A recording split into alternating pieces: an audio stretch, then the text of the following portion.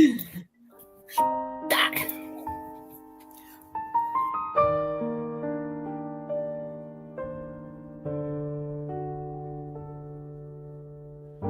the murk of twilight's glow, tales of horror gently flow through the annals of the past. Mysteries we seek to cast. In the shadows secrets lie, truth that time cannot deny. Voices echo, stories blend. In the night they never end. True crime tales that chill your spine. Cold cases lost in time. Duo murders dark and grim. Pique your interest, drawing you in. Every mystery left behind. Whispers creeping in your mind. Covering all sorts of crime. Stories twisted but sublime.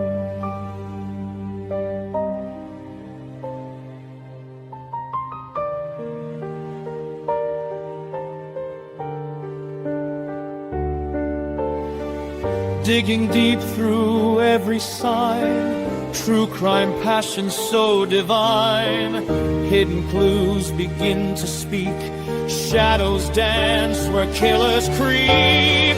Unsolved threads we strive to keep, burning questions never sleep. Every mystery left behind, whispers creeping in your mind. Covering all sorts of crime, stories twisted but sublime.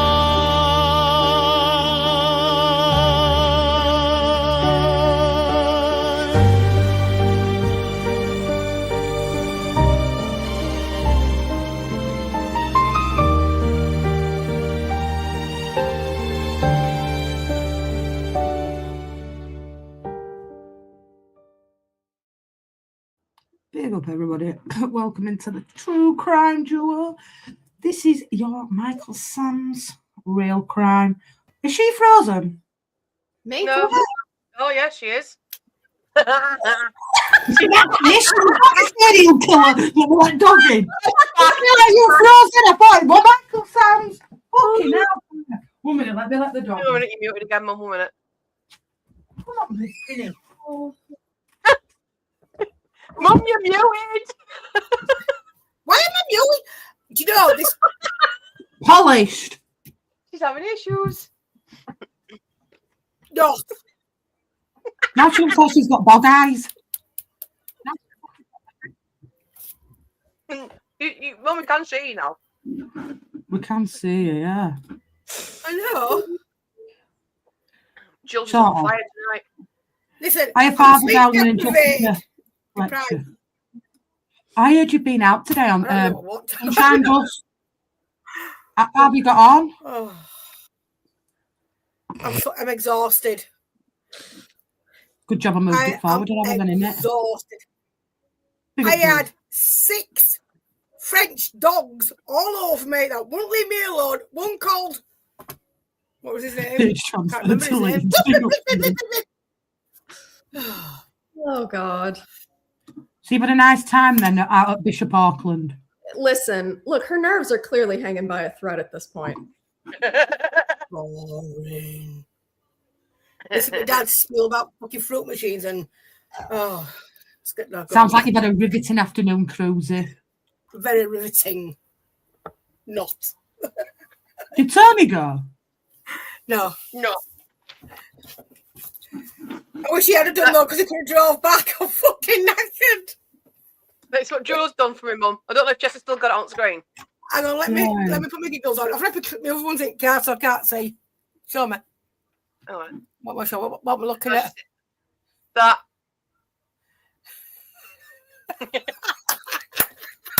Oh, yes! I like that! And she won't be making an appearance tonight because she's in Betty Buy's time. No, she's not. She's awake. Well, she's in bed on ours. She's messaging Oh, let's again. You know you've gone live. Yeah, we moved it an hour early. up, Jules. We've been mean before we are polished. Renee's polishing her nails for a start. Hey, I'll polish my forehead. we'll get the unpolished part out of the way, and then we're all professional. We're not professionals. Fiona, if I know you will be cooking, I'll slit my throat. Oh, she's on fire today. Fucking hell, Jules. Does not like being brutal. I love it. Brutal and honest. Send a duster over. Polished. How much wine have you had, Jules? I've got a bit of sock here, look, I'll polish. What the fuck have you got on your head? A brain. It's like I thought she was rubbing a Sammy on her head. Sorry.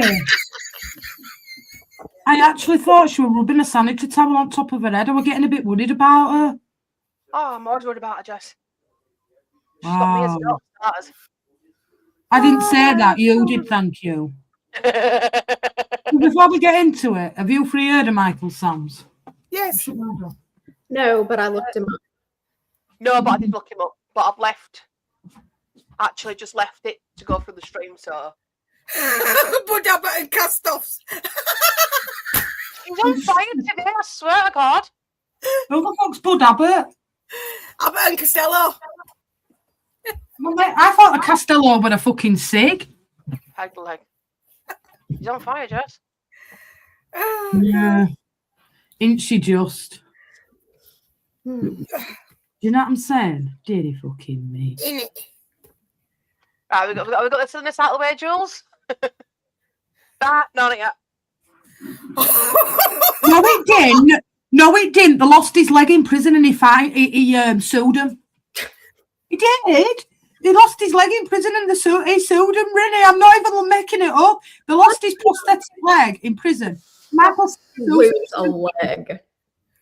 They lost his leg and he sued him and he got loads of money from him as well. It legged it. It did. It legged it downstream. Kind of similar to the Oscar Pistorius then. Because So I wonder if what would happen if Andrew lost his legs then. What do you mean? He's already lost both legs, hasn't he? He ain't got a perspective. That one. He's got them weird looking scary Blade things. ones, yeah, they refused to let him have them in prison. She did with fucking blade. Have you seen them blades? No, They're fucking lethal. You can't be bouncing around on them in prison. He's not fucking Tigger, Stacey. Right, let's go get into this one. Professional. We're not Professional. professional. Fuck off. Right, No way. ladies and gentlemen. Understanding Micheal Sams. So, Jess has already asked the panel. Chat, do you know anything about Micheal Sams apart from Jules clearly does? Yes. No. Yes, Micheal Sams and Stephanie Slater. Oh, She was okay. from Yorkshire, wasn't she? Yeah. Roger, won't you? She was Micheal Sams is a guy that I think that killed Julie Dart. Am I right? Oh, No, it's not. Oh my God, Vindaloo's Hey, Drew, darling. Vindaloo, need the poo, pebble dashing in the loo. Big up, Drooler, love. Just time that nicely. Right, let's get cracking then before Jules loses his shit. I think she already has. Right, Micheal Sams. Victim and survivor.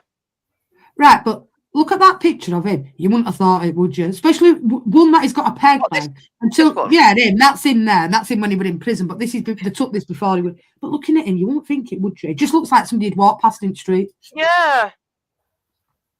I mean, there's Yeah, nothing there that says to you he'd done what he'd done. Is it? If you look at him. Jules behave. Fuck's it. 1 minute. Let me just let this dog in before we go. Right, Jules. Right, Jules, go on now. Professional. Yeah, whatever. I've got my Christmas top on as well. I'm Christmassy. Got snowman on. Me too. Camper van on. Hey. But that poor woman survived it with red hair.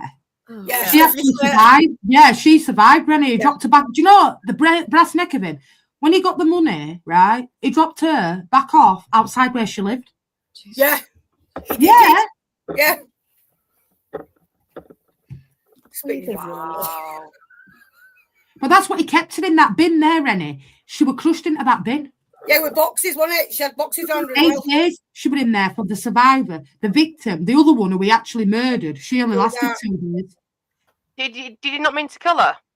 He didn't mean to, but he ended up suffocating her in that box. So he had to go out and get another one. The one that he killed was from Yorkshire. The other one was near Birmingham somewhere. Ah, okay. Birmingham. I'm a Brummie. Right, sure we got. Yeah, it's on his workshop, Jules. I've got some pictures of it there. Right. So Micheal Benneman Sams, born 11th of August 1941, is an English kidnapper, extortionist, rapist, and murderer. Wow. He kidnapped Julie Dart in July 1991 and later murdered her following her attempted escape. He subsequently kidnapped Stephanie Slater in January of 92, eventually releasing her after payment of a ransom.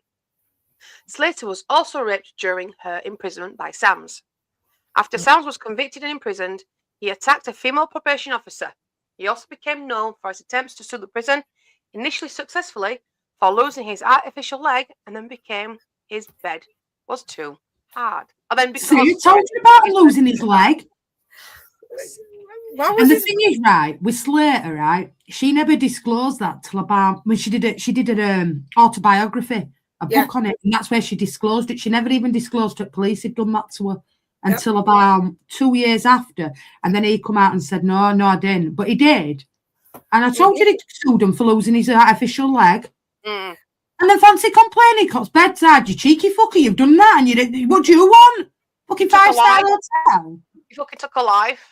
Don't do Sorry, I'm making a complaint because my bed's too hard. How about you've killed one person? Kidnapped another? What luxury should you have, you cheeky fucker? Fucking Prince B over here. My bed's too hard. Well, just think he is fucking. And no disrespect, I fancy losing his leg. Oh, that's. Okay, no, they didn't lose. They did on purpose. Yeah. Oh. Somebody like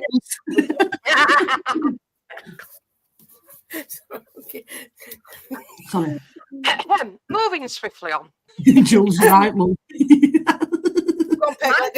Oh, it's a Keithley lad. Micheal Sams was born and raised in Keighley, West Riding of Yorkshire. He joined the Merchant Navy at the age of 20. After 3 years, he returned to Keighley and worked as a lift engineer, graduating to become a central heating engineer, later establishing his own company. However, Sams turned to crime and was the first imprisoned in 1978 for stealing a car, excuse me, and making a false insurance claim. While in prison, Sam was diagnosed with cancer that led to the amputation of one of his legs.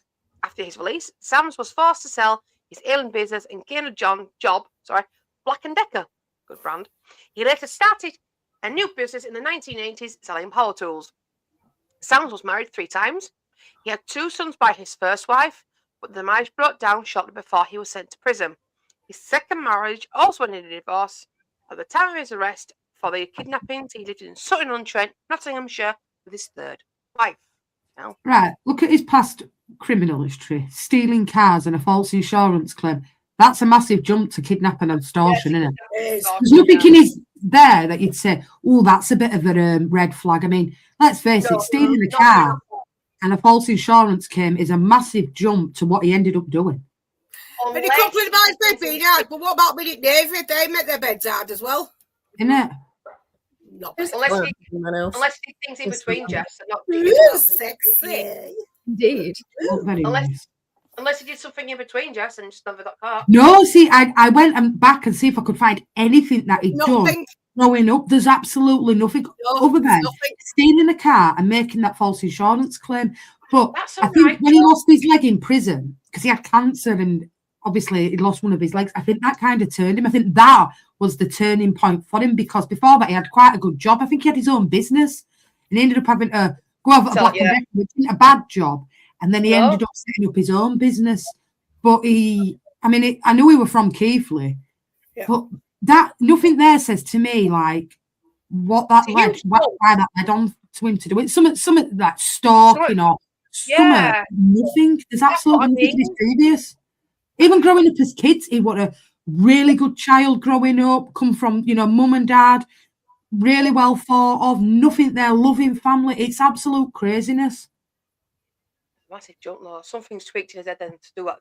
I genuinely think when he lost his leg, it tipped him, Stacey. Yeah. It tipped him. Yeah. Just like, could be. You go from having 2 legs, Stacey, right? You're in Navy or you've got your own business to having 1 leg and having to work for somebody else. It tips people over edge, doesn't it? Some people, and they've had their own. It's like when people have had it all and they've lost it and they end up back at the bottom of the pile. They don't like being poor. Like us, we don't know no different because we've never had it. Julie, Beautiful. Right, moving swiftly on. On July 9th, 1991, Sams drove to the local red light district and picked up Julie Dart, an 18-year-old Leeds resident. She was blindfolded and taken to Sam's warehouse, where she was placed in a coffin-like box, chained to the floor. According to Sam's later confession, Dart freed herself from the box in an attempt to escape, but was unable to leave the room. Sams, who had wired an alarm to the box, returned to chain her to a roof beam. Following day, Sams forced Dart to write a letter to her boyfriend demanding a ransom of $130,000 or the hostage would never be seen again. He also made her write other notes. After the notes were written, Sams murdered Dart with a hammer. 9 days later, he dumped her body in a field in eastern Lincolnshire. Since it was never likely that Dart's ransom would be paid, it has been suggested that Sams always intended to kill her. Paul Britton, a clinical psychologist, was advised to the detectives who interviewed Sams, argued that he abducted a sex worker because it would be relatively easy and was good practice. It would also not create too much of a stir by killing Dart and leaving her body where it would easily be found. Sams would convince the police that he was to be regarded as a serious adversary and intimidate his next victims into paying up. Sams continued to send messages to the police. One stated, "Prostitutes are easy to pick up, and I won't spend any more time in prison for killing 2 instead of 1. He later claimed to have kidnapped another sex worker, but police could find no evidence of any sex worker was missing. Sams also sent messages stating he would intentionally cause a train crash unless he was paid a ransom. Well, he was a train spotter, Stacey, and he would have done that. Yeah. And he has done a massive job. And that is actually true. He did have her writing ransom letters and a pre-recorded tape that he sent out, and he had her doing that, and then he killed her after he hit her on the head with a hammer, and then dumped her in a ditch in Lincolnshire. Right. So is this the one that he said he didn't mean? He says she tried to escape and he panicked, and that's why he killed her. But I don't believe that because when she escaped, he had her then doing them letters, and then he killed her after. So that was after the fact of her getting out of there anyway. He killed her intentionally. I don't know the case. But I think he killed her intentionally, then kidnapped somebody else for police to say, "Look, I'm in business. I'm not pissing about here. I will kill her." Because if he went for the sex worker there, the second person that he kidnapped was an estate agent. Yep. So it's a massive different jump of a prostitute to a businesswoman working in a middle class job. It's a massive jump in it from a prostitute in Leeds to. I believe what he said. She was practice. I think that was more to say, look, I'm not messing about. If you don't pay me this ransom, I'll do exactly what I did to her as I did to Julie Dart. If he didn't mean to kill her, right? Why use a hammer? With an hammer? Of course he killed her. Why use a hammer? Oh, he was cruel, and then he just dumped her. Like hand over mouth, you know what I mean? To get her back. Maybe that would be a plausible thing. I didn't mean to kill her. I was holding her in so she could escape, and obviously I deprived her. That would be more plausible, wouldn't it? Yeah. That would be more plausible. But using a hammer he killed her intentionally and used her, I didn't mean to kill her as an excuse, thinking he might get some leeway. That's and how evil and menacing is that to have a writing ransom letters to her own family? Exactly. That's evil, isn't it? Pitiful. knowing he'd killed her anyway, because he knew by the time them letters reached the family, she was dead anyway. Yeah. Dead. And I mean, he picked her up in Leeds and took her all the way back to Nottingham. I mean, Nottingham's still 60 odd miles away from Leeds. Yeah. It's not exactly round the corner. No. I knew we were born in Leeds, but Keithley's Bradford side. It's not, Errol's side where she was picked up from. No. Crazy. It's about No, what she an hour's picked drive up from here to Keighley. And arrogant prostitutes are easy to pick up. And I Yeah. won't spend any more time in prison for killing 2 instead of 1. That is so arrogant. He knew exactly what he was doing. Kill the When was first one, Sutcliffe? kidnap the second one, and they'll take me seriously. Was Sutcliffe before or after this one? The thing Before. about the thing Before. about a sex worker There you is go, they'll get in the car with you. You know what Exactly. I mean? That is business, innit, Renee? Like, you're not going to have them say, I ain't getting in. They need the money for the fix at the end of the day. So they ain't going to be vetting who they're getting in a car with. Let's be honest. No. If you're looking at it as a working girl's point of view, he don't look much of a threat, does he, really, looking at him? No, he One don't. leg, No. he looks pretty, you wouldn't think it. If you walk past him in string, you wouldn't think, oh, yeah, he's murdered somebody and kidnapped another. No. I know appearances are deceptive and all that, and you don't have, a serial killer or whatever put on your head, but still, I don't think she'd have picked up any bad vibes of getting in that car with him. I mean, she does look older than 18. I mean, I was shocked when they said she was 18. Yeah. Look at them Yeah, pictures, she right. look older than 18. But that's so sad, and what a thing she went through at 18-year-old. You know what I'm saying? She's quite pretty in the picture. Very. The details of the 18-year-old prostitute's final hours were outlined by a pathologist, Professor John Jones, described to Nottingham Crown Court how Joe Dart was knocked unconscious and then strangled before her naked body was dumped in a field. See, sorry. That one sentence alone clearly shows that it wasn't an accident. If he knocked her unconscious, then strangled her, if he didn't intend to kill her, why not leave her up, knock her unconscious, put her back where she was, and that was it. But then he strangled her, so he clearly meant to kill her. So the whole I didn't mean to kill her bullshit goes right out the window. And just a dumper like that, like she's just a piece of rubbish.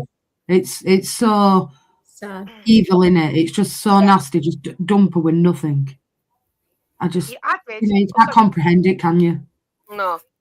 You can't. Added that she had been dead for probably 8 to 10 days and possibly kept in a wheelie bin before being dumped, wrapped in a cotton sheet and trussed up tightly in the fetal position. Her body was found in a field in Eastham near Grantham, Lincolnshire, last July after police received a ransom demand of £130,000 for her release. Don't you think that's a lot of money, though, Stacey? Yeah, it's not that, it's a lot of money, exact amount. Was her boyfriend her pimp, Jess? No, mate. It was just No, it was not. They were struggling, Stacey. She couldn't get a job, and she went out to provide. It's unfortunate, but it happens, doesn't it? I'm just thinking of the price. If a boyfriend was the pimp, would she have told them? 140,000 back in 1991 was a lot of money. And I mean, to not demand that from a prostitute's family as well, Cruzy. Yeah, Strange. a lot of money. You know what I mean, though, Jess? It's a really strange amount of money. That's why I asked. If It is to put that out to the family. Yeah, because that's why I asked if a boyfriend. when he kidnapped the second one, that went to a business, and the business paid it, right? But the first ransom demand, he actually demanded it from the family. Now, who in the right mind would want that kind of ransom money from a family that's working class? Like, they ain't got money, so he clearly didn't think it out that well in the first one. The second one he did because the business paid up, but what made him think that family were going to pay £140,000 for their release? Maybe he realised this, and that's why he did kill her. Yeah. Maybe she could also identify him as well. That's why he did her in, because he knew that if she got away again for the second time, and she was a chance. So that's why he killed her. Maybe he knew he wasn't going to get that money in encroaching. But do you know what? She's seen me. She knows what it looks like. She's got to go. Yeah, high price, knowing that parents or whoever he sent a note to wouldn't be able to pay it. Set a high price, and then set a high price, and the family feel guilt for not being able to save her type. You imagine how her mum and dad felt, and her partner felt for the rest of her lives, Julie Dart. That they would have had that on their conscience for the rest of their life. That not only they took their daughter, but also they couldn't pay the ransom demand, and that must have weighed heavy on their shoulders for the rest of their life. It must have done. It's uncomprehensible to think that, though, innit, that Psychologically. Yeah, psychologically, that must have played on that mother and father's life. The rest of their life, without a shadow of a doubt. Professor Jones described how he was called to Eastham in July, where he saw Miss Dart's body wrapped in a pink and white sheet. He described 2 injuries to the skull and said the second had caused a fracture, a substantial bleeding, and could have been the result of a blow from a hammer or another blunt instrument. But Professor Jones said that the blows to the head had not caused death. There were bruising to the neck, which he said was due to a ligature, and there was also a mark around her right ankle, which suggested she had been held by a chain or a coarse rope. Death was caused by compression of the neck and head injuries, he said. Yeah, he killed her intentionally, I'm sorry. Not only has he hit her on head with a hammer, he's strangled her as well. What an horrible way to die. That is a cruel, cruel way to kill somebody, that.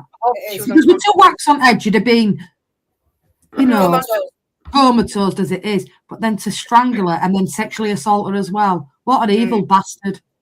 What an evil bastard. It's evil, innit? Yeah. Be interested to find out why I jumped from something petty to this. From what I've watched on documentaries, they all stem this point from when he lost his leg. It just changed. They said before that he'd been a pleasant the psychological effect of losing his leg has flipped a switch in his brain. And that happens to a lot of people as well, Stacey, but they don't need them to go on to kill people neither. Exactly. Do you know what I'm saying? Yeah, losing your leg's bad, but that don't give you the right to then go out and kill somebody and do that. We had a friend who lost his leg. My granddad only had one leg. He lost his leg through lupus. And I went to visit him in hospital and I said, oh, my leg's hurting me so. I went, look at it then and realised he forgot he had no leg. I thought, right, tit. And he just laid down bed laughing. He did a sick thing, but yeah, Peter. Yeah. Bed. Bed. But, yeah, he was all right. He never turned fucking murderous. No, he didn't. He lost his leg, but never lost his sense of humour either. Well, my granddad lost his leg, but it didn't lead him to go on to kill people. No. It's just a cruel blow. Yeah. But this is the second lady, and she survived it. Stephanie Slater. Some months later, on the 22nd of January 1992, Sams kidnapped another woman. Using a false name, he arranged to meet Stephanie Slater, an estate agent with a local branch of the company Shipways. Go on then. Go on, man. Come on. Say it. Renee. Ostensibly to view a property in the Turnberry Road. If Brian can't get them, Great Bar, Birmingham. And the property, he attacked Slater, tied her up, and then took her to his workshop. Sams again demanded a ransom, this time from Slater's manager at the estate agency. When it was paid, Sam released Slater. Given his previous crime, the police have expected the kidnapper to kill Slater. They hope to stop him by following him after he picked up the ransom. But Sams had anticipated this and devised an elaborate scheme to successfully give them the slip. Interviewed in 2013 on BBC Radio 4's One-to-One programme, Slater said that for 8 days she was held, handcuffed, legs bound, blindfolded and gagged in a coffin inside a wheelie bin laid horizontally. Sams had told her she would be electrocuted if she tried to move. Slater said that when she was allowed out of the coffin for food, she chatted about herself to Sams to humanise herself and to increase her chances of survival. Within 12 hours of her release, she was made to face a press conference, even though she was still drugged and highly distressed. Police later acknowledged that this was an error of judgment. Error of judgment? Oh, shit, bro. No. Yeah, exactly. Fancy doing that to her. She's just been through a traumatic experience. She's still feeling sticking her in front of press. Crazy, isn't it? And the press are brutal. Even back then, the press were brutal. Yeah. You really think they would have given her a second thought? They would have hounded her with questions. I might have to go watch that. And the thing is, so you look at the first one, look how different this is. Right, so this guy's got one leg, goes to a house, kidnaps her, and nobody sees it, blindfolds her, drags her out of her house, puts her in back of this like little mini metro we had at the time, right? Because that's what it was, right? Nobody see this at all. Nobody see this happen. Nobody witnessed it. But if you think back to the first case that we did with Susie Lampu, They suspected he was involved in that because he used a false name and it was an estate agent at the time. But because nobody could say that he had a limb, that's the only reason he was ruled out of that case, being honest. But quite still low, isn't it? But the thing is, what he did as well, it was a bit like if you've ever played a scavenger hunt in general, where there were clues left. Now, this one place where he picked a ransom site, he put clues in phone boxes, in train stations, and the guy who owned the estate agent had to go out and take the money. And it wasn't just a case of like, all right, you drop it at Leeds football stadium. There were about 20 clues that led up to the ransom being dropped. And where it was dropped, it was a bit like on Mars. And there was this bridge, and he put a catwalk tray at the top, and he had string. And because he was a keen train spotter, there was a train track underneath that didn't get used, and he was on a moped. So when they put the money in, he pulled it down, and that's how he got his money, and he made his escape because he was on a moped at the time. Because the police thought at the time they could just follow him and picking the money up. But this guy wasn't stupid, you know what I'm saying? And it picked him out there. When I say it was foggy, you couldn't see 2 feet in front of you. That's how bad it was. But he played the game very well. You know, the first time he learned from what he'd done, in that sounds really cold, because it took him a year later to do this one. But this time he made sure that, you know, he did it right in that sense. And she did survive, bless her, but she died 10 years ago. She did a cancer. Only 45, I think. And then police to do that, 12 hours after that she's been kidnapped and released, they put her in front of press. How cold is that? Still feeling the effects of drugs that she was given. That's not me, man. Error of judgment, nah. It's not just an error of judgment, it's absolute fucking craziness as police officers. I can't even lie how you would. Is it? A woman in front of press. I would have done. Absolute craziness. 1 second. Well, isn't it, Renee? Would you do that in America after 12 hours? If that were a kidnapped victim, would they put a victim in front of press after 12 hours? No. That's what I'm saying. Like the police. I've never heard of anything like that, to be honest with you. That's crazy. And if you go on YouTube and you get a chance to have a look, that is actually on there, the press conference after. And, you know, you could tell that she looked dishevelled, that she, you know, and they're sticking in front of cameras with her mum and dad. How fucking heartless is that really from business? It really is, isn't it? I honestly just don't understand that one. What do they think we're going to gain from that, Renee?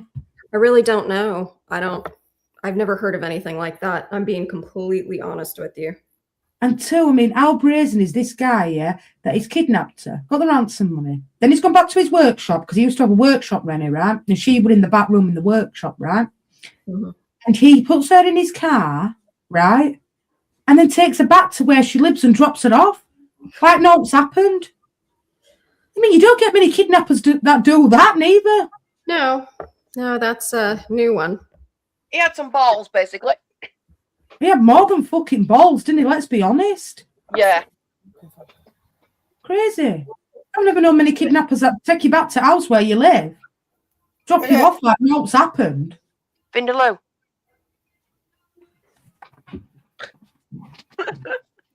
Yeah. I've got some pictures. All right, then. So look at that, right? That looks like him done it. That artist impression. Yes. The glasses look bang on, don't they? Does look like him, doesn't it? The nose as well. I mean, that's so Rennie, that picture at the bottom is her 12 hours when she was put in that press conference with her dad. Look how dishevelled she looks. You can tell she can tell she's drugged. Look at her eyes. Exactly. Right? She was 50 when she died. Wife. That's the third wife with his one leg. That. But if you look at that E-fit, really, those glasses and rimmed glasses are very on point, aren't they, really? Look at the chin. Look at the side profile, the chin look, Jess. Yeah, yeah. And then look at this bit here, look, you can just see the little dip. So she's spot on. And that was her artist's impression, the lady below. That was her artist's possession. Yeah, that her who survived it, that was her artist's impression of him.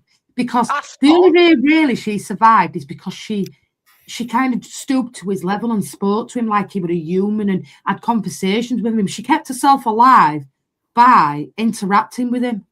Right. She really did interact with him. And they used to sit and have the dinner together because he used to have a microwave in there and all that stuff. and they used to sit and have food together and everything. She used to talk to him to keep herself alive, and that's the reason why she did survive, because even though he'd done what he'd done to her, and she never disclosed that she'd been sexually assaulted to the police until she did her autobiography 2 years later, and he point blank denied that he'd done it, but he had.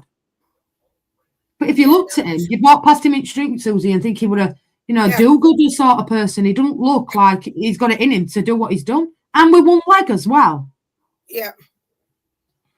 And what the police did were absolutely reckless, shoving her in front of a fucking press after 12 hours. And stuff. Yeah, that was just stupidness. Absolutely. You know, she hadn't had a chance to come to terms with that. She was actually she's still alive. We need to stick to it. Yeah, get talking to them lot.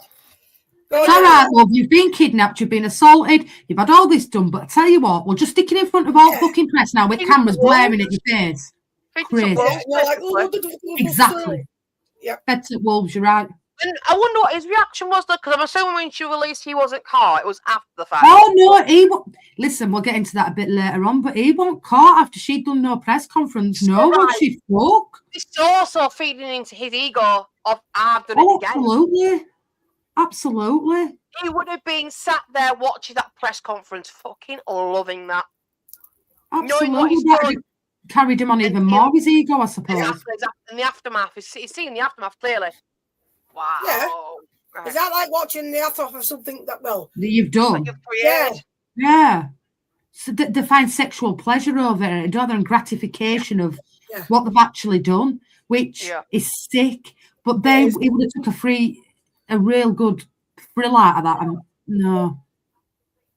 Oh, there you go. She had done the book. There you go. Sorry. I might order that, actually. Read it.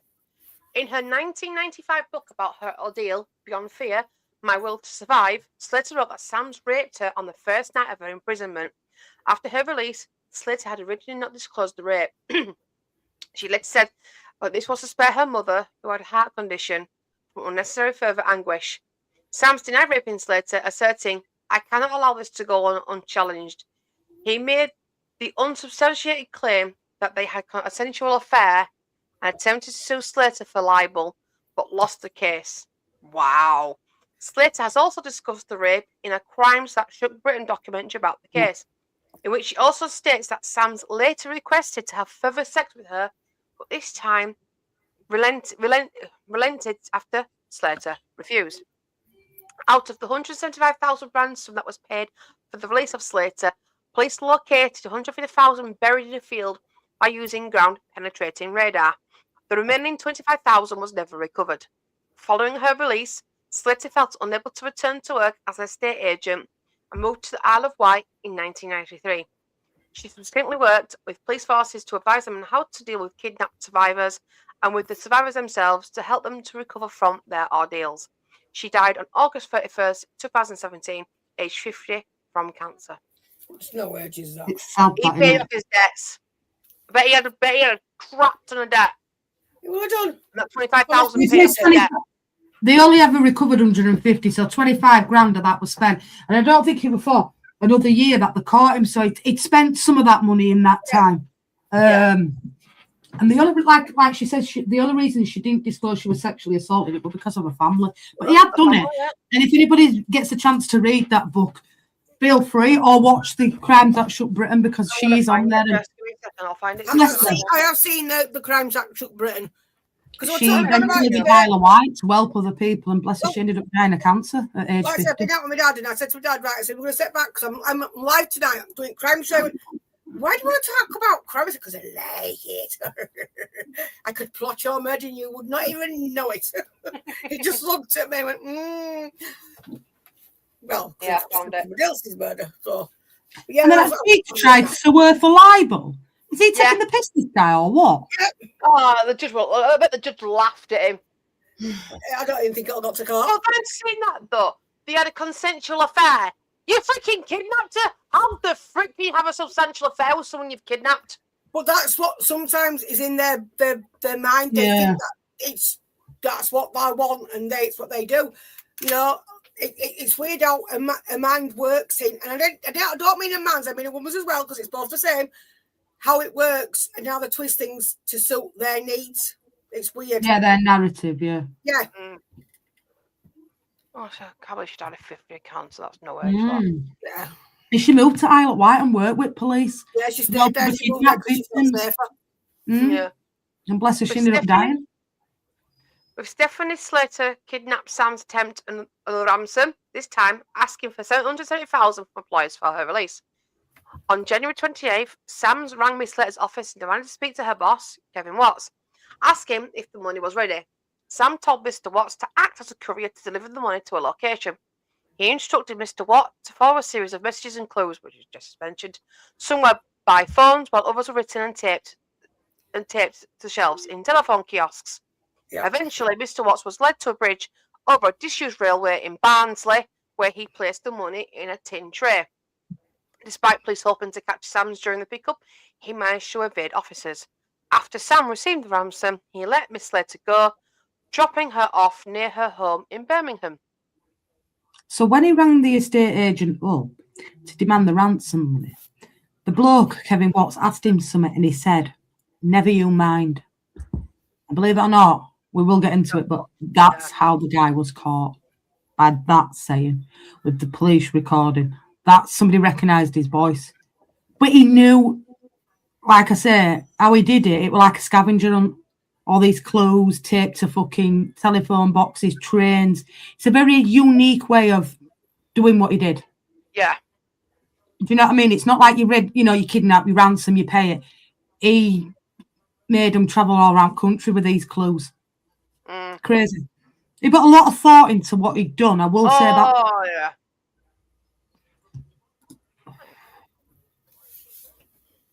I agree. There you go. I'm That's where assuming she kept running. Look at the state of it. Right, that's our reenactment, I'm assuming. Yeah, that's a reenactment of it off the film. That's the money that they found in the box. And that's where they kept her. Look at them £50 notes. Is that the wheelie bin there? Oh, no, it's TV. The wheelie bin's under that big green thing at back. That? Yeah. Yeah. That's where he kept her. But look at the state of it. It's like an abandoned bloody warehouse. And this is where he works. This is his workplace. Fuck me, man. It just looks awful, doesn't it? Yeah. It just looks dingy, cold.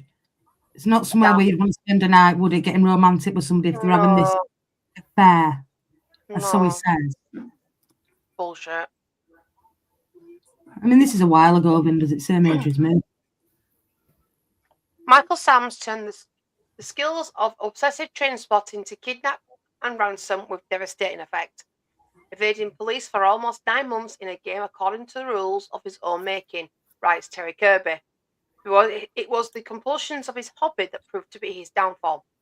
His elaborate game left behind a array of clues that eventually led to his arrest and conviction for the murder of Julia Dart and attempts to blackmail British Rail. Well, Sam's home in Sutton-on-Trent, Nottinghamshire, is next to the East Coast Main Line and is a shrine to his hobby. His model railway occupies one room and the house is filled with books and photographs of trains and engine nameplates. So that bike there was the bike that he used to get away from him, that little moped there. But he was a train spot. He was obsessed with trains. That was his house, and that was inside his house. He was absolutely obsessed with trains. And that's a Vespa, that. That's what he used to escape. When he pulled that money down, he used the moped to get away. I don't think it's a Vespa, Mum. Don't like one. Oh, it could be, actually. And he did attempt to extort money from British Rail, and he was going to cause a massive train crash online. It's either a Vespa or a Lambretta. Could be a Lambretta. There's 2 bikes he used, yeah, plus a car. Oh, no, Mum. No, Mum. You are correct. It is a Vespa.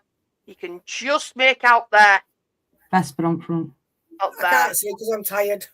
Agreed. Right, with the I can just... Because Vespa had a line underneath it, didn't it, Mum? Yeah, we were on a slant. Yeah. Goes up like that. And I mean, that's an old Vespa, though, is that by looking at it? So... Oh, that'd have been a little early 80s, wouldn't it? Yeah, so that Vespa would have done the job, like you said, Jess, on the track. Oh, yeah, to get away from police, it's better than a car, isn't it? It's easier to get away from that than it is a car, let's be honest. Big up, Wizzy. Train Spot's habit of recording everything in detail was displayed in the extortion letters Sam sent to the police about Miss Star and British Rail, but they gave a chain of clues, spelling errors, fibres on the sticky tape, and postmarks. Sam's need to record his detailed plans also betrayed him through deleted files on his word processor. Those contained fragments of complicated ransom trails, all involving railway stations or disused railway lines. The clues to Miss Star's killer were linked inexorably to the rail badge on the coat of the man who admitted kidnapping Stephanie Slater. I thought you were going to say something then. Were you going to say something, Jess? I thought I had someone going to say something, so I do apologise. His first wife, now Susan Oak, 49, and one of their sons, Charles, were responsible for his arrest. Mrs. Oak, who divorced Sams 15 years ago, contacted police after hearing his tape voice and seeing an artist's impression of him on BBC Television's Crime Watch programme. He was arrested the following day. Police say his third wife, Tina, had also seen the artist's impression on television, had remarked to him on its similarity. Oh, God. So his ex-wife and his current wife spotted it. So when they did the Crime Watch appeal, they played the tape recording of him demanding the money from the estate agents, and that's how she got him when he said, "Never you mind." As simple as that saying, and she twigged who it was, what his downfall, that's what caught him. Never you mind. That's crazy, isn't it? Yeah. Simple things that he would have disregarded. Oh, yeah, absolutely. He probably would have thought that they were tape recording that at the time. But the what? That was downfall. Yep. So, simple word of never you mind. Excuse me. D.S. Gorgon recalled how calm and cool Sams had greeted the officers and accepted his arrest without complaining or fighting it. He even directed the driver to the nearest police station. All this time we've been searching for this chap who's outwitted West Midlands police. He's killed and he was prepared to kill again. He added he was shocked to discover the culprit was a shambling one-legged man. The limp he believes was extenuated as a person who had been committing horrific crimes under the radar for several months. Recalling Sam's arrest ahead of Dr. D.S. Grogan revealed the moment the killer realised he was being charged with serious crime, at which point his chipper demeanour faded fast. The blood drained through his face, the cop recalled, adding that his apparent vulnerability meant it was the best time to interview him in the hope he would reveal as much information as possible. West Midlands police were left stumped after the body of 18-year-old Jo Dart was discovered in July 1991 and began their hunt for her killer. Days earlier, the sadistic murderer had picked up Miss Dart in Chapeltown area of Leeds while cruising through the red light district searching for a victim. Miss Dart, had turned to prostitution to clear her debts so she could pursue her dream of an army career. Oh no. Having passed the medical and other assessment tests. After she got to his car, Sam drove the terrified teenager 70 miles to his workshop in Nottinghamshire. After leaving Julie locked up overnight, Sam returned to his workshop and ordered her to write letters to her boyfriend and mother Lynn, telling them that she was being held and urged them to contact the police. Sam himself also wrote a threatening letter to the West Midlands police demanding $130,000 for the safe return of the teenager. Officers attempted to comply, and a policewoman with a hold-all containing the cash was sent to Sam on Sam's instructions to various locations, but all attempts at the handover failed. Shortly afterwards, he killed Julie. 6 months later, Sam would adapt his methods for his next crime, abducting Stephanie Slater at knife point or posing as a house buyer in Birmingham and imprisoning her in a wheelie bin in the same workshop. Although her disappearance was prompted a huge manhunt, Sam evaded police and escaped with the $175,000 ransom, although incredibly, he kept his promise and returned Stephanie to her loved ones after receiving the money. Stephanie later revealed in a memoir that she had been raped during an ordeal in which Sam had held her hostage in a locked wheelie bin for several days. However, D.S. Grogan and his team were left frustrated that they had not managed to catch Sams, despite a carefully orchestrated operation in which they arranged for the ransom to be paid by Stephanie's boss. The plan was to intercept the handover and arrest Sams, but poor weather conditions meant they lost him. You mean poor policing mean lost him? Oh, yeah. Poor policing. See how arrogant he is? I'll direct you to police station. Yeah. You don't see many killers that are like that, do you? No. Well, at this point, he Brazen. must have thought they'd only got him for the kidnapping, not the murder. Possibly, yeah. Because So the arrogance was there because he only thought, like the officer said, his blood drained from his face when he was charged for the obviously for murder. So he must have thought, they've only got me on kidnapping. Obviously, he didn't realise that his wife had phoned police. And then when he realised the jig was up when they charged him for murder. Only reason why I can think about him being so arrogant and nonchalant with them with the direction to the nearest police station. If he knew he were going to get done for the murder, I don't think he would have done that. Possibly not. Honest.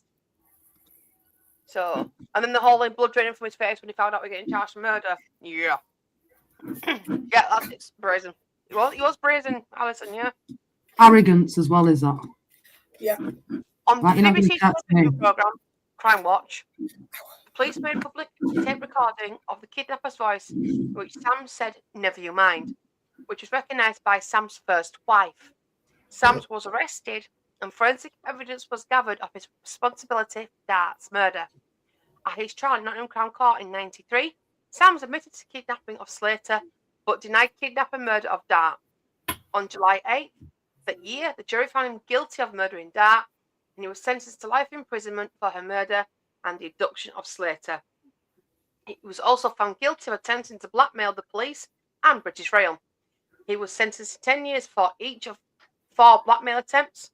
Sam confessed to Dart's murder in prison 3 days after he was found guilty. He had asked the senior investigating officer, Detective Chief Superintendent Bob Taylor, to visit him in jail. During this visit, he confessed to Dart's murder and revealed the date upon which he had carried it out.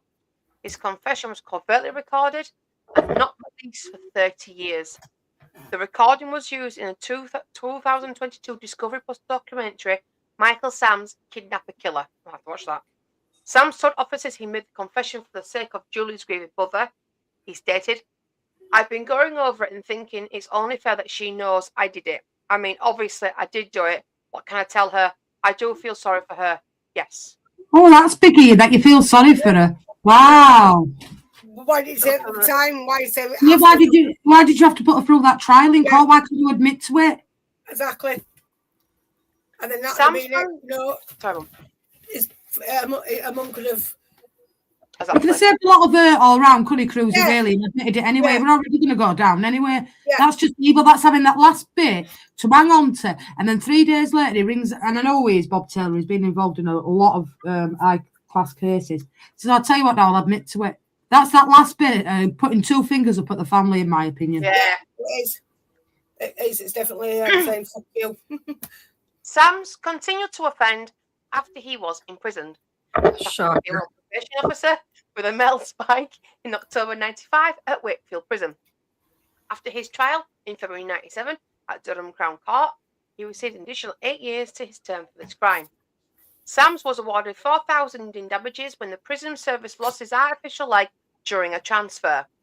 The award caused considerable public outrage. He also brought a civil case because he believed the prison bed was too hard. A further complaint was that he was unfairly held in solitary confinement, leading to loss of earnings, and that works of art he had painted in prison had gone missing. Or Poor diddums. In April 2007, a letter by Sams was published by Inside Time, a newspaper for prisoners, in which he claimed OAPs, pensioners, in prison are far better off than those in the community. As of 2025, Sams is still in prison. A minimum term of 25 years in prison was originally ordered, but Sams, now in his 80s, has been in prison for well over 30 years and is now among the oldest and longest-serving life sentence prisoners in England and Wales. His latest parole denial was in 2023, and the parole board panel concluded that the proposed release plan would not be robust enough to manage Mr. Sams in the community at this stage. He was also denied transfer to an open prison. I mean, he's in his 80s and he's still deemed too dangerous to even go into an open prison. That's crazy. Exactly. And he's in his 80s now. I agree, Alison. I'd like to know how this asshole got married 3 times. Just saying. It's a good question. Yeah. Very good question. Micheal Sams has been in prison since he was jailed for life in 93. No minimum term was set by the court after his conviction. Now in his 80s, Sams has had 2 previous bids for freedom rejected, but is due to have his latest parole hearing this month. Panel will examine evidence from the original crime, victim personal statements, and any evidence from witnesses, including probation officers, psychiatrists, and psychologists. A parole board spokesperson said, an oral hearing has been listed for the parole review of Micheal Sams and is scheduled to take place in March 2023. Parole board discussions are solely focused on what risk a prisoner could present to the public if released and whether that risk is manageable in the community. They added, members read and digest hundreds of pages of evidence and reports in the lead up to an oral hearing. Prisoner and witnesses are then questioned at length during the hearing, which often lasts a full day or more. If you were sat on a parole board, you three, would you release him? No. Hell no. Hell to the no. Not at all. No. In 93, the kidnapping of Slater and subsequent manhunt for Sams was the first subject of edition of the BBC One series Crime Watch file titled A Murderer's Game, which reconstructed some of the events. A dramatisation of Slater's book, Beyond Fear, 1997, was broadcast on the opening night of Channel 5. Adapted by Don Shaw, it was directed by Jill Green, with Gina McKee as Slater and Sylvester McCoy as Sams. No! You want to watch that? If you haven't watched that, it's well worth a watch. Well worth a watch. It's on YouTube. Renee as well, you'll be able to get it. It's a film, it's done, but it's really good. If anybody hasn't watched it, it's really good. In November 2022, BBC Radio Nottingham broadcasted the first episode of an 8-part podcast, The Kidnapping of Stephanie Slater, from July 2023. This followed by a second series of 7 episodes. Discovery Plus produced a documentary on the case, Micheal Sams, Kidnapper Killer, which aired in July 2022. A 2-part documentary, The Girl in the Box, The Kidnapping of Stephanie Slater, was screened on Channel 5 on 20th February and the 1st of March 2023. Yeah, they're well worth watching if anybody hasn't watched them. And that is it. Well, definitely guilty and definitely needs to stay behind bars. Yeah, definitely. Yep. There's no discussion there. Guilty as freaking charged. That now. There's no, Guilty as charged. I'm sorry. No, not sorry. Right. He wants guilty. Unquartered. And it says it all when he's been in prison since, 30 years now? And he's still not served out. So he's still deemed dangerous. But yeah, he's in his 80s now. Yep. Because he's still committed crime against women in prison, the prison officers and stuff. That says it all, doesn't it? That says to me he's got pure hatred for women. He's an evil bastard. Yep. You know what I'm saying? Like, you just... How do you trust someone that's done that and then go for 2 parole board hearings and they both said, nah. And people have been let out that have done worse than him. Let's be honest. And they've been released. So that tells you, really, all it needs to tell you that I don't think he'll ever be released. No. Need to be. So don't know what his next parole will be. I don't think they'll do another one now. That'll be it. Yeah, but if it was deemed not even fit to go into an open prison, Susie, that kind of says it all, doesn't it, for me? Yeah, it does. Because if they're not going to put him in an open prison, that means he's so dangerous that they're not going to risk the chance of him doing anything. He's still dangerous in his 80s. Yeah. You know what I mean? That's quite scary, actually, that in his 80s and he's still quite dangerous to go back in the community. Innit? You're in your 80s and you're still not deemed safe enough to come out and be booked back into the public. Yeah. That's all it I needs think to it's say, because the way he did it, all how he calculated it all, how he established how to do it, all that, anybody find out with him. The way he did it was quite it's cold, innit? A very cold person. No feelings, no emotion. Cold and calculated. He knew step by step what he needed to do, and he did it. So him to do that means he could do it again. They wouldn't ever think it would him, but they would, because it's the same scenario of him planning it, doing it, and carrying it out, and then getting caught. But yeah, he deserves to belong in prison. Never to see the light of day. I agree. think we're all in agreement on panel. Guilty. Solitary confinement, yes. How the fuck they lost his fucking leg and he gets $4,000 because they've lost his fucking leg? It's beyond fucking belief. You shouldn't have no rights in prison. What's the fucking ever? This country's far too bastard soft. Let's see if I can find it out. He got $4,000 for losing like that. He would have got free anyway because they got In it off the National Health Service, you cheeky bastard. You got it for free, so charge you got $4,000. This country's absolutely fucked sometimes. I will say that.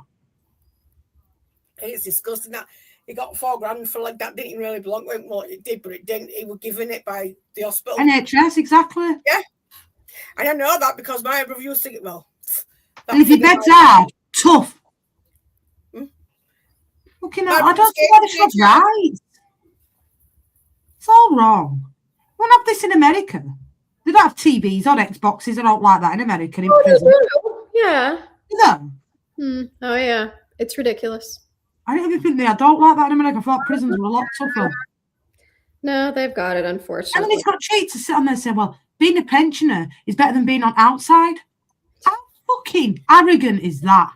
3 square meals a day, a roof over their head, life of luxury. That's exactly what it is. It's a life of luxury. It's absolutely. I thought when you went to prison for a crime, you did prison. There were no TVs, radio, yeah, possibly. But no, they've got everything they need in there now. What's the point? What's the point in saying like an holiday camp for them, cruising, little holiday for them. But you know what I'm saying? Yeah. Little job in there, bedroom of their own, Xbox, TV, all that sort of stuff. Why? Why should you have any of those luxuries? He was awarded £3,548,000 for paintings lost. What, for his leg? Earnings. I don't want any of this artwork anyway. 25 years ago, The Guardian. They did an article on it and I found it. Oh, God. So, their killer and kidnapper Micheal Sams £3,548 compensation for paintings lost during move between jails. 6 paintings by Sams were valued at $500 apiece by a judge at an earlier hearing. The rest of the cash is to cover all the lost items, including cassette tapes and personal items, as well as earnings Sams missed while held in a prison segregation unit. The prison service contested the claim. A spokeswoman said the case has now been settled. The original hearing was scheduled for about 18. Will not take place. The prisoner has accepted the offer, but will not receive the money himself. It will go to nominated recipients. So even though he sued the prison service, he got a dime. They still went to somebody he knew. Nominated. That means he's got to nominate somebody to get that money for him. Oh, yeah. You'd have got fuck all. Yeah, I should say who got his money. I don't want his artwork anyway. No disrespect at all. It's not first time I've heard that, truly. So apparently, so this is like I said, this is visual article from 25 years ago. Norman Brennan, director of Victims of Crime Trust, condemned the payout and said new laws were needed to stop inmates pursuing claims against the prison service. I am aghast, and so are the victims and the law-abiding public, at these bizarre payouts to criminals by the public service. Agreed. Yeah, it didn't go down well. So let's see if we can find out who was nominated recipient was. I have to agree. Peg leg. Yeah, take that peg leg.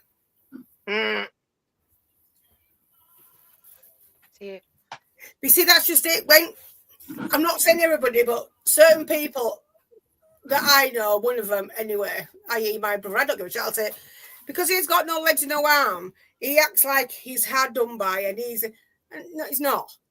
He can walk without his fucking legs. He don't need to use a wheelchair. He uses it for sympathy and the sympathy vote, and it really, really riles me. I know that he can walk without a wheelchair or without his legs on, and it's just like, why do you do it? What are you trying to gain by it? And the stuff you've said about my dad and my mum, and then the way you speak, I can't fucking stand him. I hate him, me. I really hate him. The recipients will not be, the recipient will never be named. Oh, you wouldn't have thought you would have been, would you? Let's be honest, who wants to admit that they've took fucking money from a fucking serial killer? Yeah, isn't it? Crazy. So It's not just that. There's some crazy fans out there and all, isn't there? Mm. Oh, there's people that probably write to him in prison that think he's a god. Oh, yeah. I want to marry you. I want to tell your kids. Fuck off. Oh, You've seen it with that bloody, what's he called? Fucking Levi Belfield. Mhm. Yeah. And Bronson Oh, as well. getting married. Mm-hmm. Yeah. I don't understand why you want to marry a child killer. I don't get the concept of Got to that. go now, can't we? My word. Got to Bless go you, now. my friend. Bless you. So, next week's days, who is it? It's Peter Sutcliffe, the Yorkshire Ripper. Because I know a lot about this one. 8 p.m. That's a normal now. If we could squeeze it in at 7, we may move it to 7 just so that everybody gets a little bit of an early one on a Sunday. I enjoyed that, lady. It's a really good good stream. You're welcome, darling. Let Rennie finish sneezing. But guilty as charged for me should never be released, in my opinion. No. Yeah, no. Yeah, agreed. I mean, like you said, he might even be him that did, what's the name? Well, this is the thing, Cruzy, right? He has been linked to it, but because, and this is why the police don't think he did it, right? This is all. He's got one leg. Because he didn't, because the person that reported seeing Mr. Kipper didn't see him with a limp. And? Nobody else. And this one never seen with a fucking limp either. Not everyone artificial leg walks with a limp. No. Exactly. So we could have done it. When you look at the second one, estate agent, changed the name. Who's to say he didn't kill Susie Lampo? My money's still on the other fucker. My brother, with his false legs, differently, but not a limp. But I've never seen Happy walk with a limp. Yeah, but when Andrew had his first set of legs, and I remember he had rockers on his when he first got his first legs. But after so long and got used to them, they changed them. And when he walked, you could hear it going click, click, click. Because the metal frame on the hinge had click. You could hear it. So you could hear it coming down that corner. Andrew's here, you know, listen to click, click, click, click. Harold and Kumar. Do we look like stoners to you? Well, I am. You're right there, to be fair. I can't really say any different. You did great, Harold and Kumar. Now I want to know who's Harold and I want to know who's Kumar. Well, I'll be Harold. Number 42. I don't mind. Harold out of the two is the biggest stoner of the two. Harold stepson son. If you haven't watched it, Harold and Kumar escaped from Guantanamo Bay. That was funny. Oh, I know who he's talking about because I've actually seen the movies. So I don't like this because I've been up since 7:30 this morning on a job with my dad, taking him to fucking visit his mate. On a job. Robin Morrison's blind. If you want any cheap meat, contact Cruzy. 2 joints of beef, £50. Boom. We've got the lamb joint, £20 a time. £20 a time. There's slice of bacon thrown in. You get the streaky bacon free, and we've got joints of turkey as well. Price ticket £120. We'll give you all these £20 a piece. Come on, ladies and gents, come and get your meat fight all get sold. Come you on, buy one, you get one free. Do that Cabu, did they? Yeah. Free. Come and get your sausages, your bacon, your wine, your everything. Come on over here. Did you used to be? My old house, honestly. We're also taking credit card as well as cash. Yeah. It's heard from it because I used to live at corner from a car boot sailing cross screen. So I always used to hear it. Oh, I missed that down there. We've got one now, haven't we, further over? Yeah. I've done mine, mate. All good. Cruzy started me out with a nice little shoplifters special. Roll up, yes, Drooler, roll up. Come and look at Cruzy's bargains. We've got perfume on offer, our man. You just heard we supply it. I actually did that. He nicked a van and adult bacon that like back of it, fucking full of meat and everything. Oh, God. He said they're about fucking 80 packs of bacon and meat and everything. I was like, fucking hell, why did you nick a meat, man? Listen. That's right, Monday early. You buy one, you get one free. You buy one, you get one free. These bills are on fire, okay? Buy one free. Oh, Mum, I was telling Jess about that lady in B&M. Yeah, but man, 50 bits in fucking B&M, you two. The poor lass just fucking nearly fell to the floor laughing. talking about my flaps burning. Listen, she just comes straight out. I'm like, what? I'm saying, Rennie, these two are in the supermarket talking to some crooner that don't even know me, talking about my fanny being on fire. She told me, not me. She told me. I was like, what? No, Can't keep Stacey a secret, can you? Fucking hell. Yeah, because you were looking at bath bombs, weren't you, Mum? You saw the candy cane ones. That's why. You were like, hey, don't put that on your flaps because exactly. They'll blow the flaps off. You want to blow? You will go with these new bath bombs. You ever heard that song? Let me tell you. Forever blow. Lady walked behind us as I was about to say it, I and bet I she caught will her think on the behind. So I apologised to the lady, and then said it. I apologise, I'm about to say, darling, and then I said it, and she. Fancy saying that? You just should have said to Cruz, don't get the peppermint ones, just get the orange infused ones or something. No, Stacey has to tell everybody a fucking life story. Fucking hell, it's not this is your life. I told her, shut up, you don't need to everybody that. I didn't know that. Thanks, Cruzy. Fucking hell, Stacey. You can go red card seat. It's not that woman ever comes in here. Climbing up on the end rack there. Guys, let me tell you about what happened. Yeah, roll up and stand there. Careful with these. Roll up. Let me tell you a story. Come on, gather round. Breaking news. Let me tell you now. Do you know what I mean? Fucking hell. That is a crime in itself, what she's gone and done. Absolutely. And on that bombshell of Bernie bath bombs, unless anybody's got else they want to get out there, Stacey, I think we'll wrap this one up.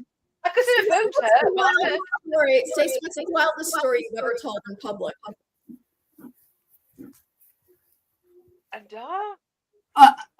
Definitely on this channel, she's disclosed a fair few things. Oh yeah. Look, you can't get no more every minute, Jeff.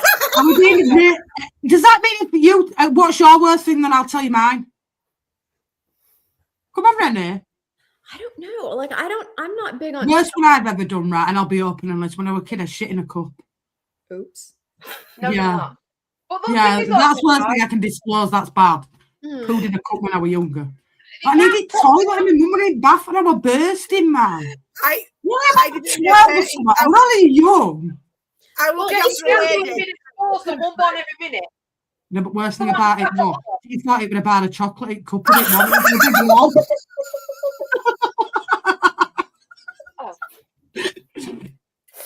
That's the worst thing I've ever done. Yes, I mean, one born every minute. Come on now. True. He's been a getaway driver. Your flaps. Don't worry about it, my dear. Exactly. People have seen that being born. Do you know what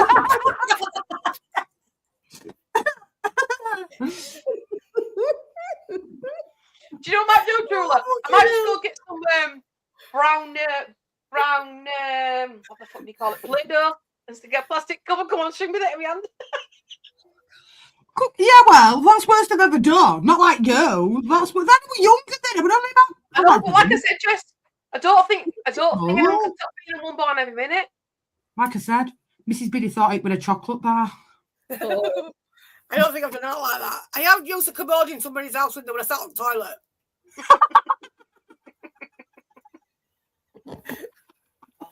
I needed to go. When she got into bed, I cleaned it out.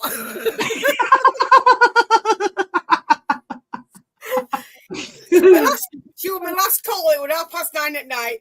And I said to her, right, are you ready to go to bed? She went, yeah. She said, oh, I ain't got a toilet for something. Thinking, oh, bollocks, I need to go for a pee. So I just went and got a commode out. I put it in the living room and had a piss in the living room. That tops mine. Come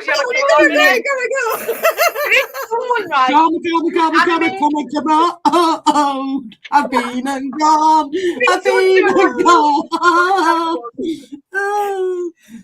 Right, I'm going to wrap this one up. Just think of us at Christmas. Her on a commode, me pooing in a cup, her on one barn every minute. I'm in a commode. Ain't got no one ready. don't have any kind of stories like that.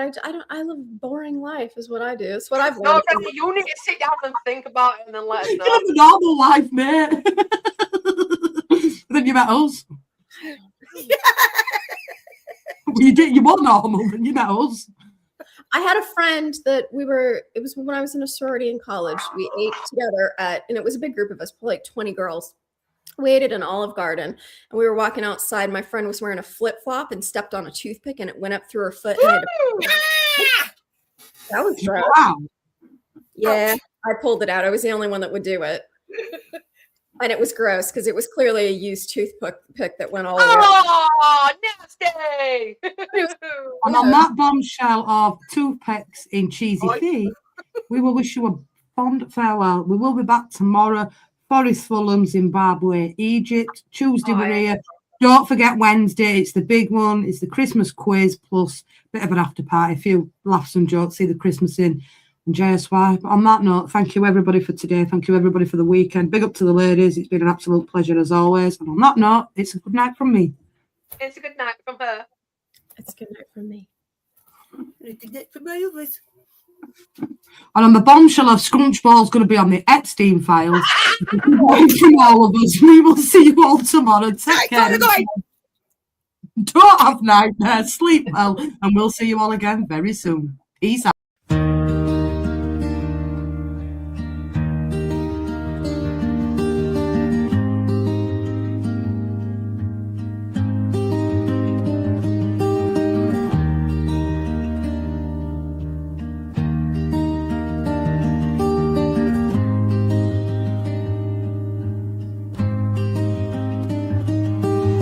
Like and share, we shall see you next time on True Crime Duo. Make the right choices. Please don't have nightmares. Till next time.